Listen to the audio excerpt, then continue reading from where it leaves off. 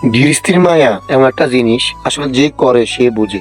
মূলত আসলে প্রতিটা মানুষের প্রতিটা কাজের বিষয় যে কাজ করে করে না কেন, ওই কাজের প্রতি তার মায়া ভালোবাসা অতিরিক্ত হয়।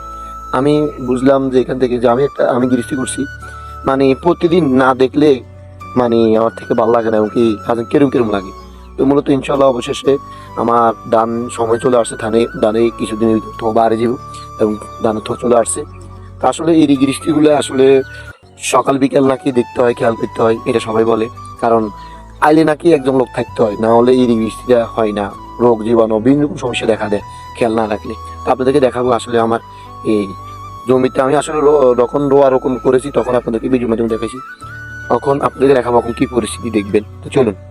তো আমার জমির ধানের অবস্থা এই যে, মাশাআল্লাহ। আসলে মূলত এই যে দেখেন, মূলত আসলে কয়েকদিন আগে আমি যখন মেডিকেল ছিলাম, অসুস্থ ছিলাম, তখন আসলে আমার এগুলা তত্ত্বাবধান করার মতন কোনো লোক ছিল না।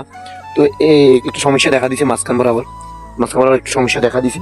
তো অবশেষে যখন আমি আসার পরে দেখি যে না, আমার মানে মোটামুটি অবস্থা একটু দুর্বল হয়ে গেছে মাঝখান বরাবর হাঁকাকে।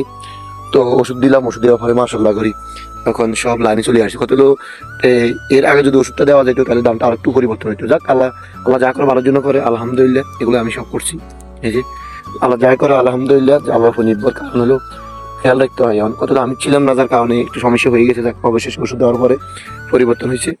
তো যাক, সবাই দোয়া করবেন, কারণ ফসল আমাদের মূল খাদ্য। এই ফসল যদি মাংস না হয়, ফসল যদি মাংস না করতে পারে, মানুষ মানে খাবে কি? হ্যাঁ, আপনি করবেন, আমি করবো, আমার থেকে বাড়তি হলে বিক্রি করবো, বিক্রি করলে বাজার ছাড়বে, বাজার থেকে আপনি কিনে খেতে পারবেন। আর যদি আমি গৃহস্থী না করি, কিনবেন কি দিয়ে? টাকা আছে কিন্তু খাদ্য নেই, লাভটা কি? বাঁচবেন কি খাই?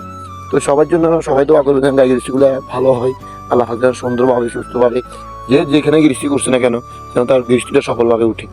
এই যে উন্দুরের জ্বালা, বড় জ্বালা, উন্দুরে কি করে দেখেন, এই যে উন্দুরা গুলো মানে কাটে, আর যখন পানি না থাকে তখন মাঝখানে যায় এরা সম্পূর্ণ গোছাগুলো কাটি ফেলা।